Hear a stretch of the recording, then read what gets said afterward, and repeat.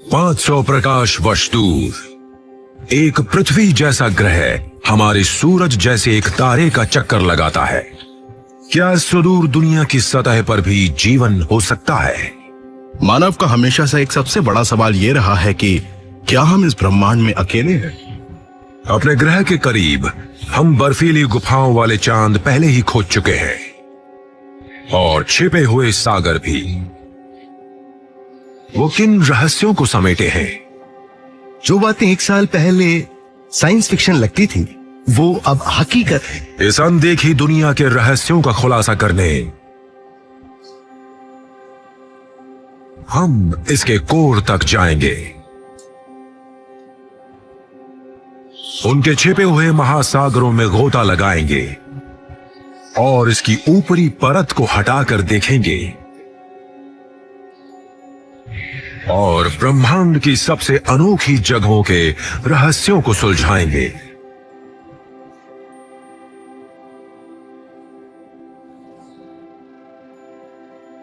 आज पूरे ग्रह पर अनदेखी दुनिया की खोज चल रही है। उच्च शक्ति के टेलीस्कोप्स रात में आसमान को खंगालते रहते हैं। रॉकेट उड़ान भर चुका है।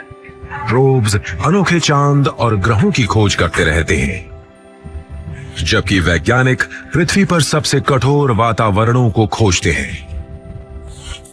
मानव शुरू से ही ये जानना चाहता है कि पहाड़ी के पार क्या है, समुद्र के पार क्या है और ग्रह के पार क्या है। जब वैज्ञानिक गहरे अंतरिक्ष में अनदेखी दुनिया की खोज करते हैं, वो हमारे अपने ग्रह के रहस्यों के बारे में भी सोचते हैं।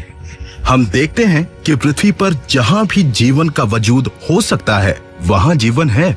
अब सवाल ये उठता है कि क्या पूरे ब्रह्मांड में सिर्फ पृथ्वी ही ऐसी जगह है जहां जीवन है? अनदेखी दुनियाओं की खोज वैज्ञानिकों को अज्ञात में ले जाती है। वो हमारे सौर मंडल की गहराइयों को खंगालते हैं, जहां जमे हुए चांद अंतरिक्ष में बर्फ फेंकते हैं और महासागर छिपे रहते हैं। अंतरिक्ष जांच मोटे बादलों के पीछे छिपी अनोखी दुनियाओं से पर्दा हटाती है, जहां दिखाई देते हैं प्रचंड बर्फीले इलाके और तरल मीथेन की झीलें।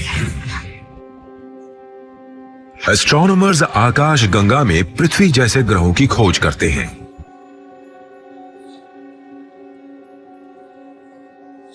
और अनदेखी सभ्यताओं से आने वाले संदेशों को सुनते हैं, जो पूरे ब्रह्मांड में गूंजते रहते हैं।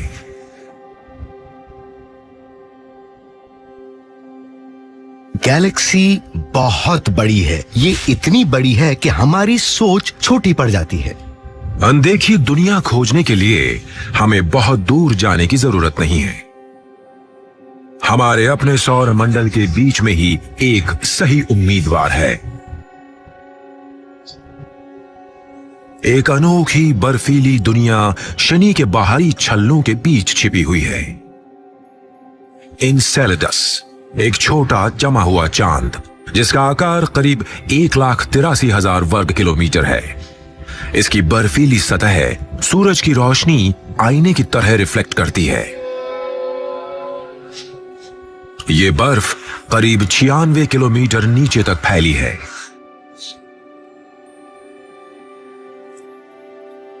गहराई में चांद के पथरीले कोर की तरफ।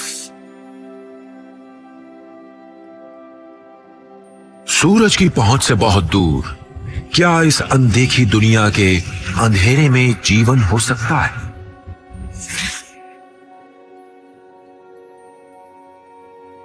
इस रहस्य को सुलझाने के लिए वैज्ञानिक पृथ्वी पर बेहद कठिन जगहों की पड़ताल करते हैं। इनसेलेडस बिल्कुल वैसा ही है। डॉन एडवर्ड्स नेचर रिफ्यूज नमक का सूखा हुआ दलदल है। यहां 2 इंच मोटा नमक का खोल सूरज की रोशनी को पूरी तरह से रोक देता है और इससे नीचे घुप अंधकार बना रहता है। हम जिन दूसरी दुनियाओं में दिलचस्पी रखते हैं वो हमारे सौर मंडल में है और ऊपरी सतह के नीचे ही हमें जीवन मिलने की संभावना है। नासा के वैज्ञानिक क्रिस मैके ऐसे जीवन की खोज करते हैं जो अंधेरे में रहता है। मिथेनोजेंस वो नन्हे माइक्रोब्स हैं जो अंदर जमीन में फलते फूलते हैं। ये 3.5 अरब साल पहले पृथ्वी पर प्रकट होने वाले पहले जीव में से थे। ये जीवन के खुद को ढालने और पनपने के सटीक उदाहरण हैं। पृथ्वी पर जहां भी मिथेनोजेंस मिलते हैं मुझे उनमें दिलचस्पी रहती है। उन्हें ऑक्सीजन पसंद नहीं, वो हाइड्रोजन लेते हैं। उन्हें सूरज की रोशनी की बिल्कुल जरूरत नहीं होती। वो बहुत गहराई में सतह के नीचे रहते हैं। ये दूसरी दुनिया पर माइक्रो एस्ट्रोनॉट्स के लिए मेरे पसंदीदा जीव हैं। क्रिस नमक की ऊपरी परत के नीचे मिथेनोजेंस के नमूने ढूंढते हैं। इंसेलेटस की बारीकी से जांच करते हैं। ये अनदेखी दुनिया और भी अनजानी लगती है। ऊपर सतह का तापमान 0 से 333 डिग्री नीचे होता है, तो यहां सारा पानी पूरी तरह जमा होना चाहिए। लेकिन दक्षिणी ध्रुव पर ये टाइगर स्ट्राइप्स एक पानी की अनोखी दुनिया की तरफ ले जाती हैं।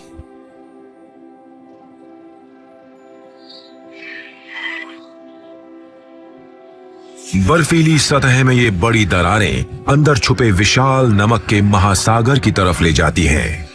हाइड्रोजन से भरपूर ये मिथेनोजन का सबसे बढ़िया खाना है। ये इस नमकीन पानी में फलते फूलते हैं।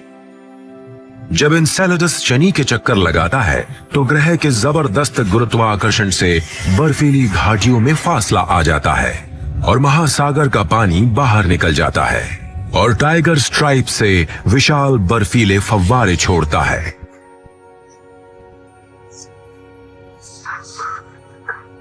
मार्च 2012 में वैज्ञानिकों ने एनसेलेडस के इन फव्वारों पर कैसिनी सैटेलाइट को संचालित किया। सैटेलाइट के उपकरणों को कार्बन के सामान्य मॉलिक्यूल्स के निशान मिले जो जीवन के बिल्डिंग ब्लॉक्स होते हैं। क्रिस मैके फव्वारों के नमूने पृथ्वी पर लाने के लिए एक मिशन की योजना बना रहे हैं। उन्हें उम्मीद है कि वो मिथेनोजन से भरे होंगे। मुझे लगता है कि इंसेलेडस की सबसे दिलचस्प बात यह है कि यहाँ मटेरियल सीधा अंतरिक्ष में आता है। हमें ड्रिल नहीं करना होता, खुदाई नहीं करनी होती, खोजना नहीं पड़ता, बस उसके ऊपर से उड़ना है, पकड़ना है और वापस लाना है। ये बहुत शानदार है। यहाँ बहुत सारे मुफ्त नमूने हैं, कोई भी ले लो। ये बर्फीले विस्फोट इस अनोखी दुनिया से मलबे को शनि की कक्षा में छोड़ देते हैं। टाइगर स्ट्राइप से बाहर आता हुआ पानी तुरंत जम जाता है और इंसेलेडस के ऊपर आसमान में सैकड़ों मील तक जाता है।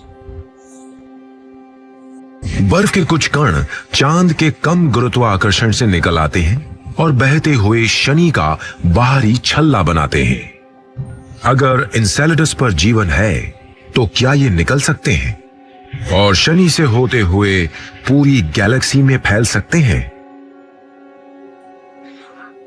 जब वैज्ञानिक अंतरिक्ष की ओर गहराइयों में देखते हैं तो नई दुनियाएं मिलने की संभावनाएं बढ़ जाती हैं। जब हम ब्रह्मांड की तरफ देखते हैं तो हम पाते हैं कि यहाँ फिजिक्स के सिद्धांत समान हैं, समान केमिस्ट्री है और हर जगह एक जैसे पदार्थों का कॉम्पोजिशन है। पूरे ब्रह्मांड में हर तरफ जीवन की संभावनाएं हैं। लेकिन हर अनदेखी दुनिया के अपने नए रहस्य होते हैं। क्या चांद में छिपी हुई बर्फ की एक गुफा में भी नए तरह का जीवन हो सकता है? पूरे ग्रह पर वैज्ञानिक अनदेखी दुनिया की खोज में रात को आसमान खंगालते हैं।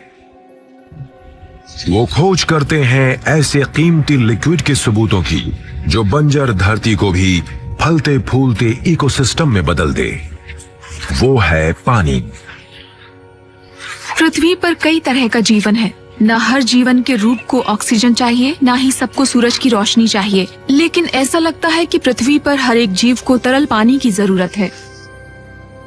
हमारे बाहरी सौर मंडल में हर तरफ पानी है, पर हमें ये ज्यादातर कॉमेट्स और चांद पर बर्फ के रूप में मिलता है।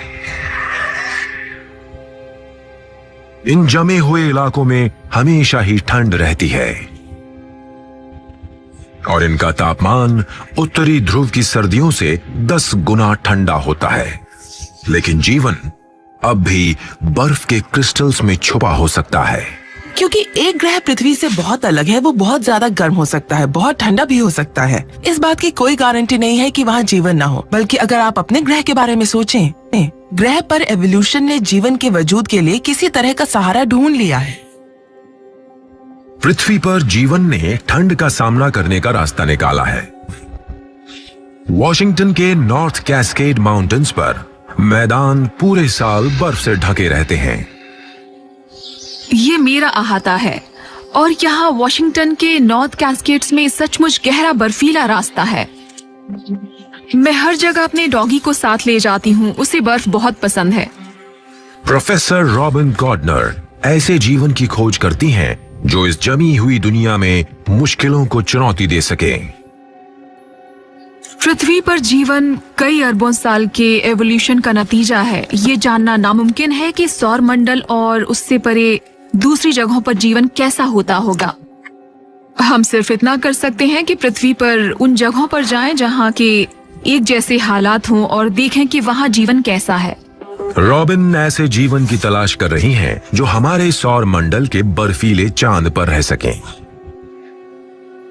यूरोपा बृहस्पति के चक्कर लगाते 67 चांद में से एक है। सतह का तापमान 0 से 370 डिग्री नीचे तक गिर जाता है। सतह बहुत ही सख्त बर्फ से ढक जाती है, लेकिन पूरी सतह पर अजीबोगरीब निशान अंदर चल रही हलचल को बयां करते हैं।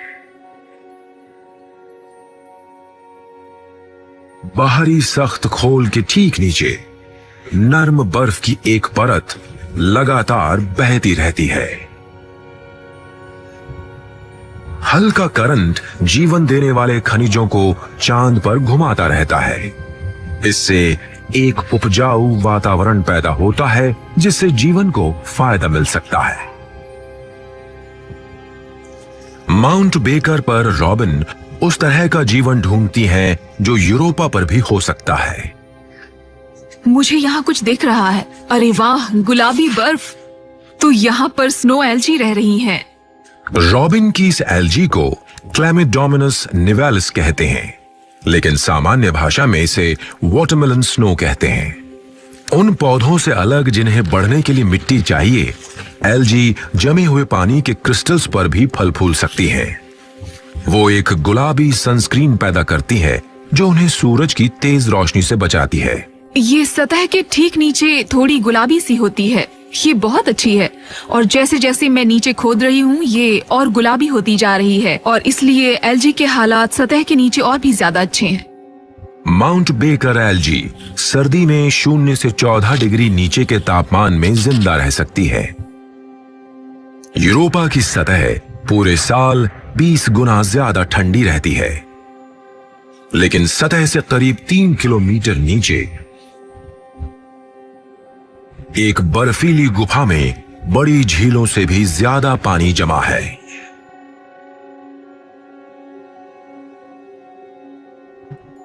पानी में नमक एंटी फ्रीज की तरह काम करता है।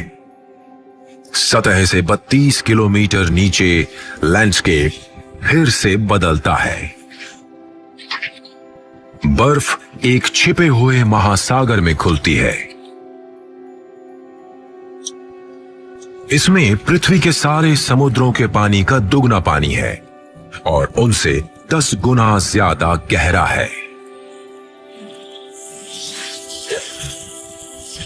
यहां किस तरह का जीवन हो सकता है?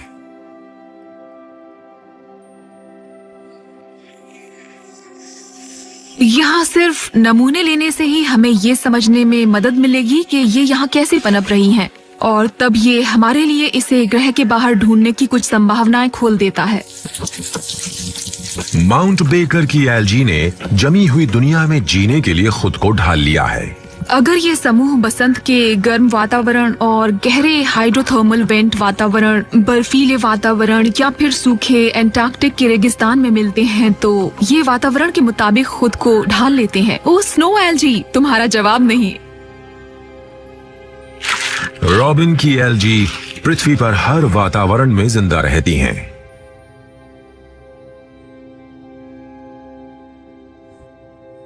अपनी लैब में रॉबिन अपने लाए नमूनों की जांच करती हैं। नमूनों में जीवन भरा पड़ा है। उन्हें अब वो सबूत चाहिए जिनसे ये पता लग सके कि कैसे एल्गी विकसित हुई और पहाड़ी वातावरण में फलने फूलने के लिए खुद को ढाला। इससे ये भी पता चलता है कि पृथ्वी पर जीवन ने बेहद मुश्किल वातावरणों को झेलने के लिए खुद को ढालने के कितने तरीके अपनाए।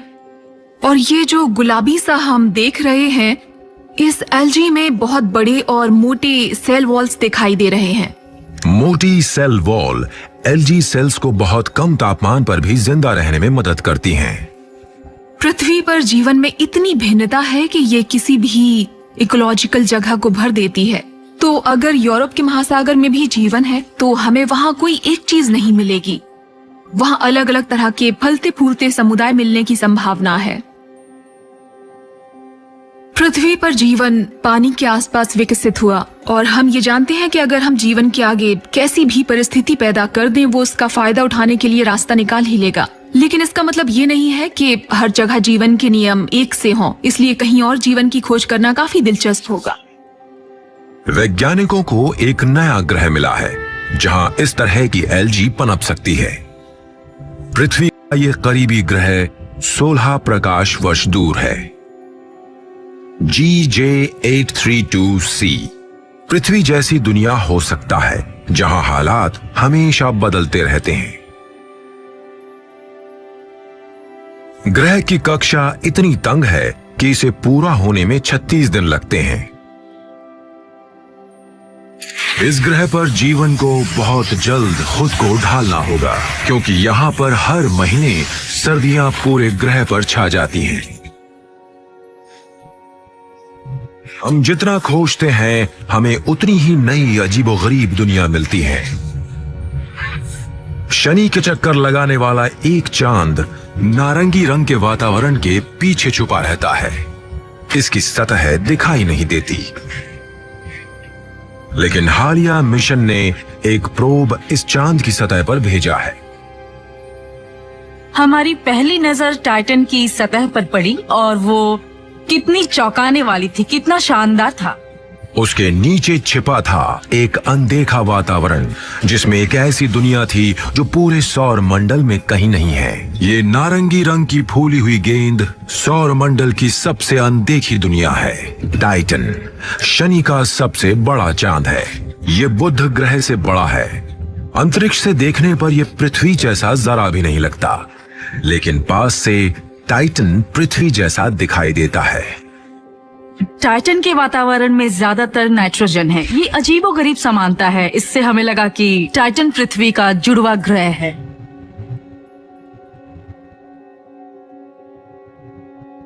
सन 2005 में वैज्ञानिकों ने हाइगन्स प्रोब टाइटन की सतह पर भेजा।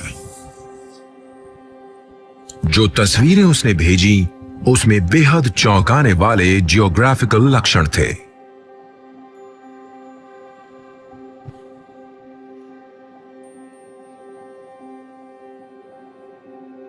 प्रोब ने टाइटन के मोटे नारंगी रंग के वातावरण के पीछे का रहस्य खोला। हमारे सौर मंडल में कुछ बहुत ही अजीब। टाइटन की सतह पर झीलों का एक जाल था। पर कौन सी चीज 0 से 290 डिग्री नीचे लिक्विड रह सकती है? यह है लिक्विड मीथेन का समंदर। पृथ्वी के पानी की जगह वहाँ पर मीथेन ने ली हुई है। ये भाप बनकर टाइटन के वातावरण में चला जाता है, दूसरी जगह पर जाकर बरसता है, फिर इससे नदी और झरने बनते हैं जो बाद में झील में मिल जाते हैं और ये सिलसिला चलता रहता है। ये यूटा की पॉवल झील है। खड़ी चट्टानों की एक बाड़ घाटी के चारों ओर है। यहाँ का नजारा टाइटन की झील और घाटियों की नकल है। रैल्फ लॉरेंस टाइटन की झील को समझने के लिए स्पेस प्रोब्स बनाते हैं।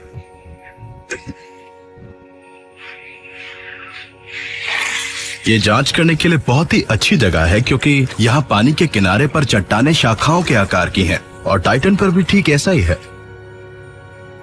पूरे सौर मंडल में पृथ्वी को छोड़कर टाइटन ही ऐसी जगह है जहाँ मानव बिना किसी सुरक्षा उपकरण के सबसे ज्यादा देर तक जी सकता है। आप 1 मिनट तक सांस रोक सकते हैं और फिर कुछ देर बाद आप जमकर मर जाएंगे, पर कहीं और तो आप इतना भी नहीं कर सकते। टाइटन के मीथेन के समंदर इस अनदेखी दुनिया में जीवन के बारे में बता सकते हैं। उनके बारे में और ज्यादा जानने के लिए हमें सही तकनीक चाहिए। आज रैल्फ एक सोनार प्रोब को टेस्ट कर रहे हैं। इसे टाइटन के समुद्र तल को स्कैन करने के लिए डिजाइन किया गया है, जिससे एक विस्तृत नक्शा बनाया जा सके। हम जानते हैं कि जीवन को तरल पानी चाहिए। टाइटन पर यह मुमकिन है कि जीवन की प्रक्रिया बिना पानी वाले तरल में यानी मीथेन के समुद्र में शुरू हो सकती है। हम टाइटन के समुद्र को 3 डायमेंशनल बनावट में समझना चाहते हैं। हम सोनार की मदद से ऐसा कर सकते हैं जैसा हम पृथ्वी पर करते हैं।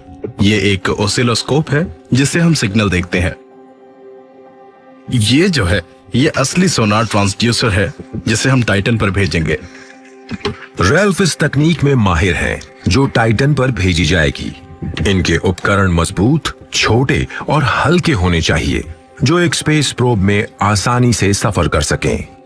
सोनार आवाज की एक पल्स भेजता है और गूंज को वापस आने में जितना समय लगता है उससे हम समझ लेते हैं कि समुद्र कितना गहरा है। रैल्फ जैसे अंतरिक्ष वैज्ञानिक ये खोज कर रहे हैं कि टाइटन की जियोलॉजी पृथ्वी से बहुत मिलती जुलती है, लेकिन एक बड़ा फर्क है। हाइगन्स प्रोब ने यह खोज निकाला है कि एक चट्टान नुमा परिदृश्य जो नजर आता है वो पूरी तरह बर्फ से बना है। वैज्ञानिकों को इसकी गहराई में एक इंजन मिला है जो टाइटन के लक्षण बनाता है। अमोनिया युक्त तरल पानी की विशाल पॉकेट्स अंदर भारी दबाव में है। पृथ्वी पर मैग्मा की तरह ये बेहद ठंडा तरल चांद की सतह को दरारों के जरिए तोड़ सकता है और विशाल ज्वालामुखी विस्फोट हो सकते हैं और बर्फीले लावा की नदियां बह सकती हैं। इन बर्फीले ज्वालामुखियों की मदद से ही टाइटन पर पहाड़, घाटियां और समुद्र बने होंगे।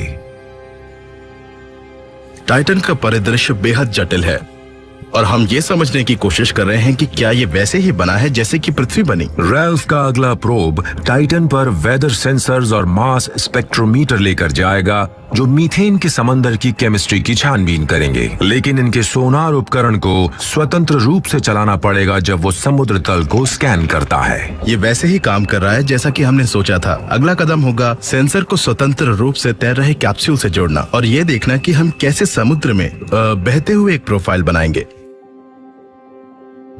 टाइटन पृथ्वी जैसा दिखता है लेकिन उससे बहुत अलग है। वो मीथेन पर निर्भर है और वहाँ बहुत ठंड है।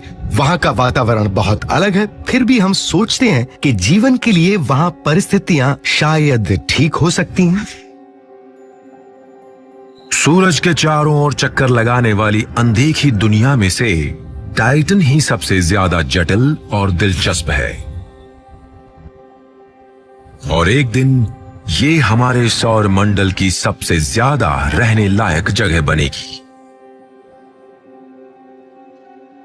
5 अरब साल में हमारा सूरज एक लाल दानव के रूप में फैल जाएगा और पृथ्वी को भस्म कर देगा।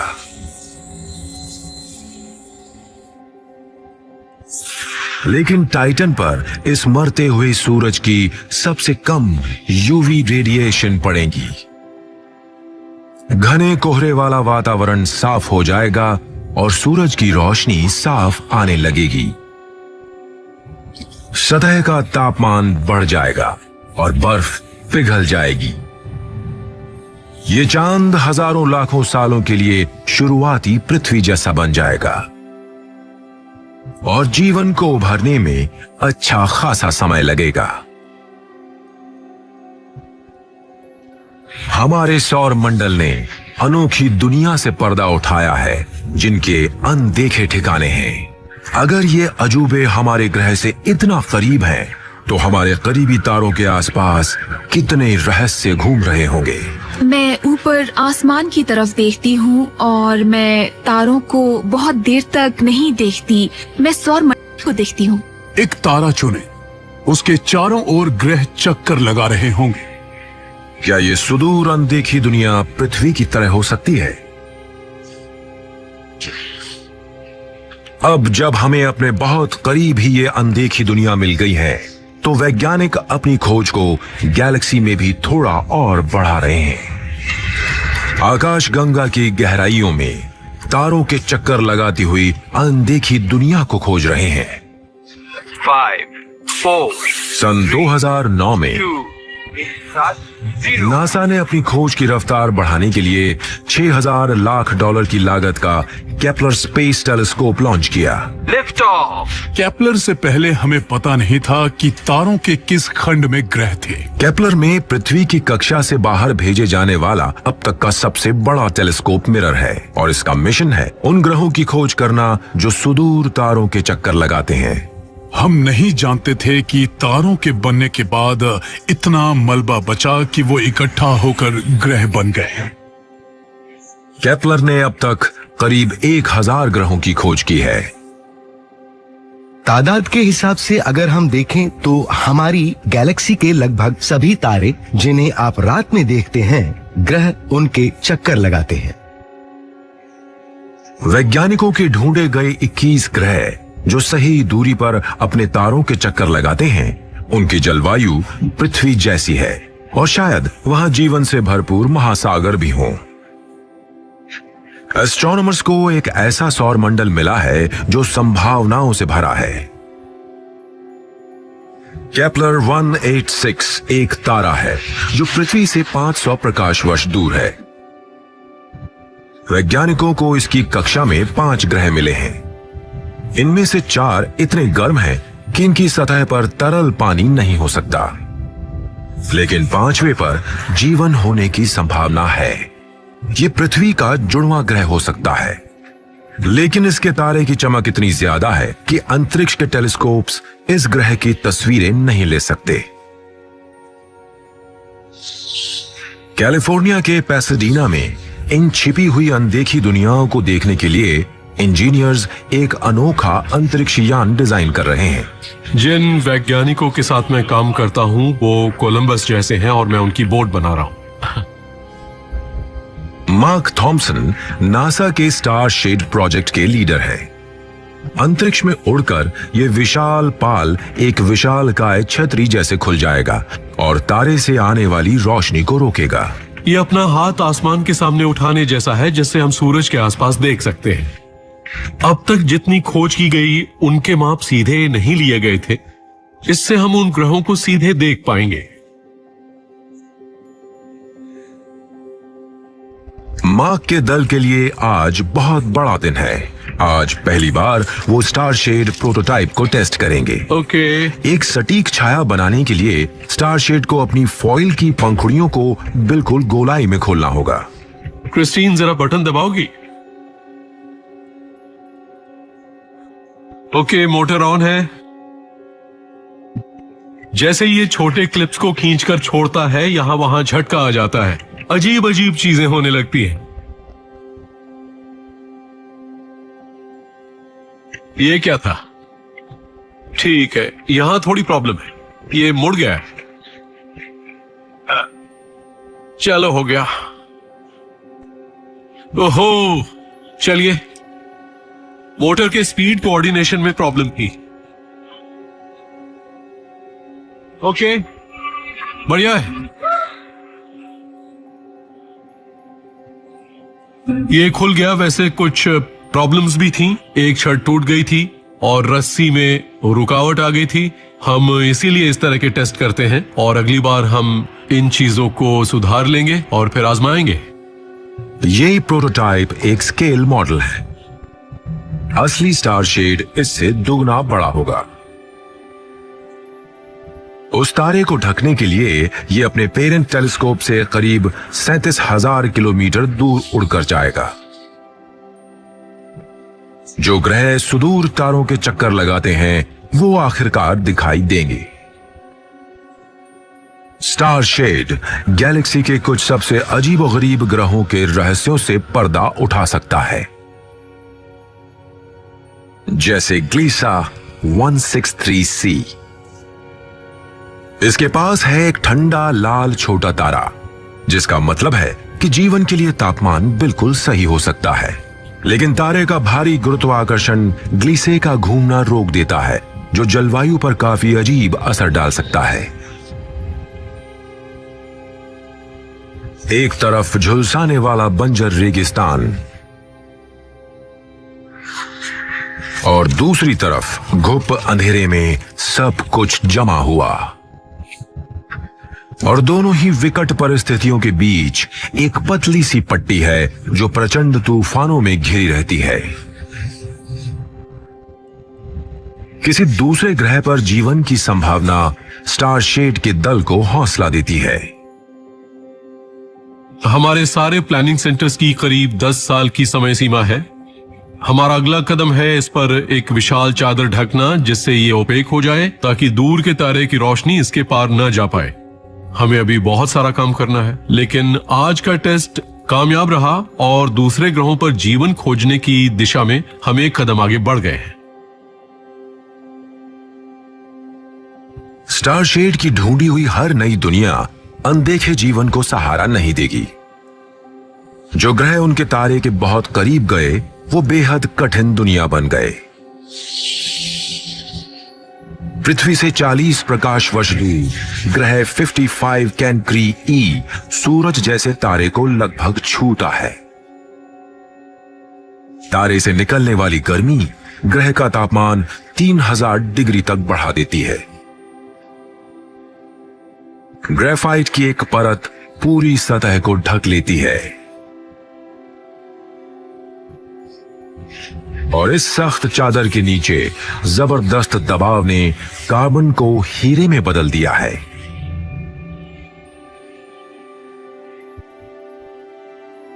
वैज्ञानिक ऐसे ग्रहों को ढूंढते हैं जो पृथ्वी जैसे होते हैं, जिनकी सतह पर पानी हो।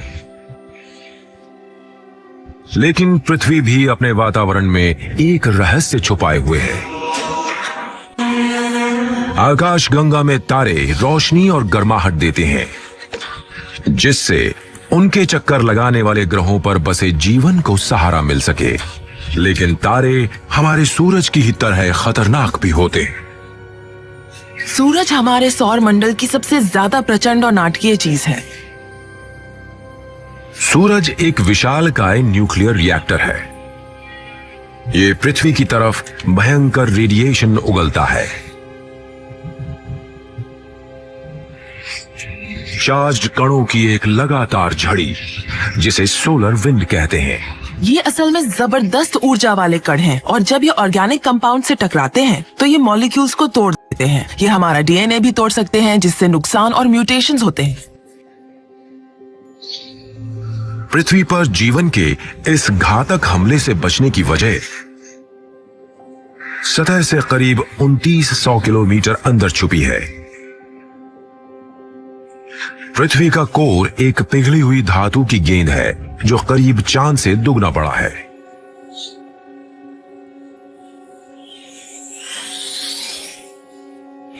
अंदर गहराई में जबरदस्त दबाव एक और कोर बनाता है जो सख्त है। जब धातु के ये दो विशालकाय गोले आपस में रगड़ते हैं तो विशाल चुंबकीय क्षेत्र पैदा होता है, जो पृथ्वी से होकर अंतरिक्ष तक बहता है। ये विशाल फोर्स फील्ड हमारे ग्रह को समेट लेता है और घातक सोलर रेडिएशन से हमारी हिफाजत करता है।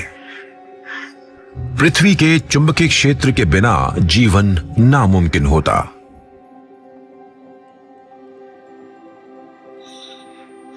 सैन फ्रांसिस्को बे की एक पहाड़ी की चोटी पर स्पेस साइंस लैब है। पृथ्वी के चुंबकीय क्षेत्र की पड़ताल करने के लिए ब्रायन वॉल्श 5 सैटेलाइट्स के एक जाल का इस्तेमाल करते हैं जिसे थेमिस कहा जाता है। हम थेमिस स्पेसक्राफ्ट की मदद से कुछ डाउनलिंक्स देखते हैं। हमारे पास बहुत कम समय होता है। हम हर कक्षा में अंतरिक्ष यान के साथ संपर्क में रह सकते हैं। थेमिस सैटेलाइट्स वातावरण की सबसे ऊपरी परत के ऊपर घूमते हैं। ये हर 23 घंटे में पृथ्वी का चक्कर लगाते हैं। इसके 4 82 फुट लंबे एंटीनाज होते हैं जिसकी बदौलत ब्रायन का दल ये नापता है कि पृथ्वी का चुंबकीय क्षेत्र सूरज के विस्फोटों से किस तरह व्यवहार करता है। इस तरह के एक संपर्क करने की समय सीमा करीब 50 मिनट की होती है और हम यहाँ इस डिश के जरिए संपर्क बना सकते हैं। दल को सैटेलाइट्स डेटा डाउनलोड करके इसका मिजाज देखना होता है। अब हम थेमिस से संपर्क बनाने के लिए संपर्क की समय सीमा में दाखिल हो रहे हैं। हम बर्कली ग्राउंड स्टेशन से काफी करीब हैं और इस जगह पर यह लाल आकार वो जगह है जहां हम यान से संपर्क कर पाएंगे। हमें सारा डेटा ले लेना चाहिए। शानदार, बहुत खूब। एक अनदेखी दुनिया पर जीवन को फलने फूलने के लिए अपने तारे से हिफाजत चाहिए, वही हिफाजत जो यहाँ पृथ्वी पर है। दशकों से हम ये सोचते आए हैं कि वो एक तरह से सूरज के पंचिंग बैग हैं और जब सूरज की सतह पर कोई धमाका होता है ये सारा मटेरियल बाहर पूरे सौर मंडल में बिखर जाता है और पृथ्वी पर और उसके चुंबकीय क्षेत्र में घुसता है। और ये थोड़ी चिंता वाली बात है, हम सूरज के बहुत करीब हैं। लेकिन हाल ही में हमें थेमिस की मदद से बहुत ही दिलचस्प नतीजे मिले हैं जो ये बताते हैं कि पृथ्वी के पास अपना खुद का संरक्षण है। पृथ्वी सोलर पंच का इंतजार नहीं करती। इसके पास एक जबरदस्त हथियार है। जैसे ही यूवी लाइट वायुमंडल से टकराती हैं, वो चार्ज्ड गैस की एक पतली परत बनाती हैं। पृथ्वी का चुंबकीय क्षेत्र पूरे ग्रह के चारों ओर एक बड़े डोनट के आकार का छल्ला बनाता है। जब सूरज से कोई सोलर स्टॉर्म आता है, छल्ले में सबसे ज्यादा चार्ज्ड कण अपनी जगह बदलने लगते हैं। ये आपस में जुड़कर एक विशाल तंतु बनाते हैं जो अंतरिक्ष में पहुंचकर सोलर ब्लास्ट से टकराता है और रेडिएशन को कम कर देता है। इसलिए हम इसका सामना कर सकते हैं। यह बहुत रोमांचक है। जीवन का वो रूप जिसे हम जानते हैं वो बिना चुंबकीय क्षेत्र के जिंदा नहीं रह पाता, जो उसकी रेडिएशन से हिफाजत करता है। वैज्ञानिकों का मानना है कि मंगल ग्रह के पास भी कभी जीवन सुरक्षित रखने वाला एक चुंबकीय क्षेत्र था, लेकिन 4 अरब साल पहले वो गायब हो गया। पृथ्वी के बनने से पहले शायद मंगल ग्रह भी पृथ्वी जैसा था, लेकिन दुर्भाग्यवश सोलर विंड की वजह से वायुमंडल खत्म हो गया। बहुत विशाल पैमाने पर एक भयानक जलवायु बदलाव हुआ। मुझे नहीं लगता कि उस बड़ी घटना के बाद कोई जिंदा भी बचा होगा। हमारे सौर मंडल में सूरज अनदेखी दुनिया पर भी हमला करता है, लेकिन यूरोपा की तरह छोटे चांद शायद ही अपना खुद का चुंबकीय क्षेत्र बना पाते हैं। फिर वहां जीवन कैसे संभव है? अपनी हिफाजत के लिए यूरोपा किसी और बड़ी चीज पर भरोसा करता है, अपने पेरेंट ग्रह बृहस्पति पर, जिसका चुंबकीय क्षेत्र बहुत बड़ा है, जो ग्रह से 30 लाख किलोमीटर दूर तक फैला है। इसकी शक्ति यूरोपा तक पहुंच जाती है, जो चांद के चारों ओर एक छोटा चुंबकीय क्षेत्र बनाने में मदद करती है। जीवन को पनपने के लिए जरूरी तत्व पृथ्वी पर मौजूद हैं। एक चुंबकीय क्षेत्र, तरल पानी और सांस लेने लायक वातावरण। क्या हमारी गैलेक्सी के किसी और ग्रह पर भी ऐसा जादुई मेल है? क्या एक बेहतर जीवन वहां विकसित हो सकता है?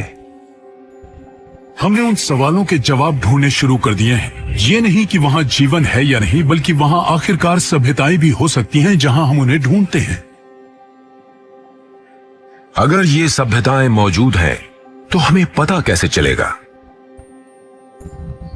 ये ऐसा था जैसे आप रात को बाहर जाएं और आसमान की तरफ देखें तो आपको बिल्कुल पता नहीं था कि तारों के चारों ओर ग्रह चक्कर लगा रहे हैं। पर अब हमें पता है कि बहुत से तारों के पास कई ग्रह हैं। उनके पास भी हमारे ही जैसा सौर मंडल है। ऐसी संभावना है कि पूरे ब्रह्मांड में जीवन हर जगह मौजूद है।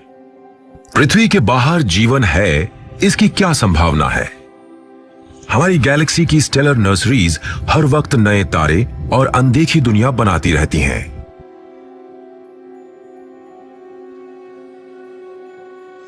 हमारी गैलेक्सी में करीब 400 अरब तारे हैं, जिनमें असंख्य ग्रह भी हैं। और ब्रह्मांड में 100 अरब गैलेक्सीज मौजूद हैं।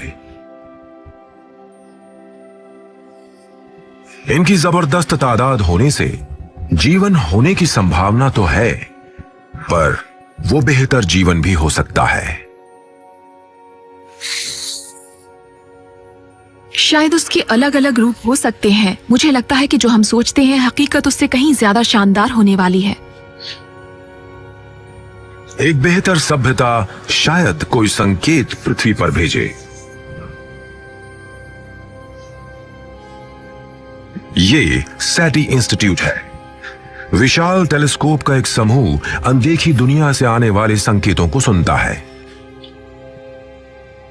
सैटी, इसका मतलब है search of extra terrestrial intelligence, जो ऐसे जीवन को ढूंढ रही है जो बेहतर हो और समझदार हो, जैसे कि इंसान।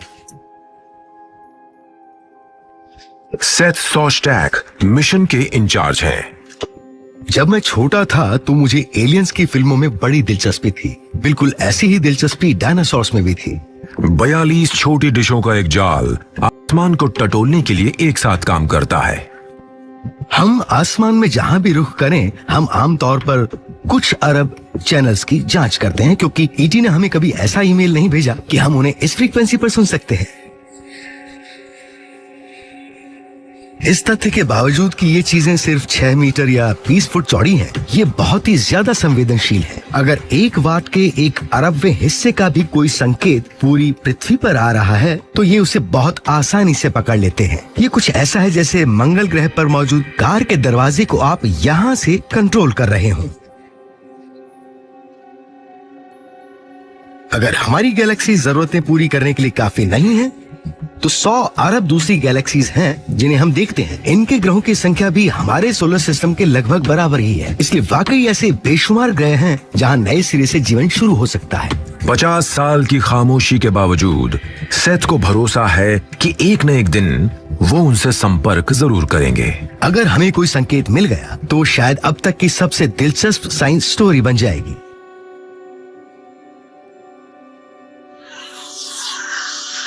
सौर मंडल के पार जीवन की खोज हमारे ब्रह्मांड के अकेलेपन को खत्म कर देगी। क्या आप उस एहसास को जानते हैं? जब हम आसमान की तरफ देखते हैं तो खुद को बहुत छोटा महसूस करते हैं। गैलेक्सी में दूसरे जीव के बारे में जानकारी इस बात पर बहुत असर डालेगी कि मैं खुद को किस तरह देखती हूँ और इस ग्रह के दूसरे मनुष्यों के साथ मेरे संबंध कैसे हैं। एक चीज जिसकी तरफ आपको ध्यान लगाना चाहिए वो ये कि हम पृथ्वी से किस तरह जुड़े हुए हैं। हमारी केमिस्ट्री, हमारी बायोलॉजी इस जगह से मेल खाती है। अगर हम दूसरे ग्रह पर जाते हैं तो हम शायद पौधों को खाने में भी सक्षम हो सकें। तो आपको ये सोचना होगा कि आप कितने सांसारिक प्राणी हैं। हमें बहुत नम्र होना पड़ेगा जब बात आती है पृथ्वी के बाहर जीवन ढूंढने और उससे संपर्क करने की।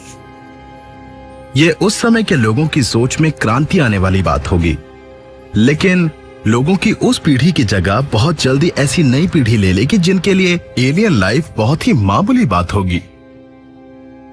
अनदेखी दुनिया की खोज हमें नजर आते ब्रह्मांड की छोर तक ले जाएगी। हमें अपनी गैलेक्सी में पृथ्वी के नए जुड़वा ग्रह मिलेंगे और हम अपने खुद के सौर मंडल में अनोखे चांदों की खोज करेंगे।